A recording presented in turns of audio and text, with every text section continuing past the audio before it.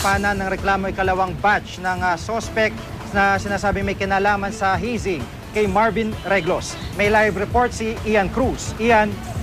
Yes, Jiggy, 10 pang miyembro mano ng Lambda Rho Beta Fraternity ang sinampanan ng reklamong murder kaugnay nga sa anti-hazing law sanhi umano ng pagkamatay ng neophyte na si Marvin Reglos. Nakilala raw mga ito ng saksi na nasa resort nang mangyari ang initiation base nga sa mga ipinakitang larawan. Kabilang nga, Jiggy, sa ipinagarap ng reklamong murder ang Grand Rowan na si Eduardo Escobar II. Siya rin daw ang registered owner ng pulang Honda City na ginamit sa pagdadala kay Reglos sa Unciano Medical Center. Nasa reklamo rin si Attorney Dino Robert De Leon sa Office of the Solicitor General na nasa resort daw ng isagawang initiation rites noong madaling araw ng Pebrero 19.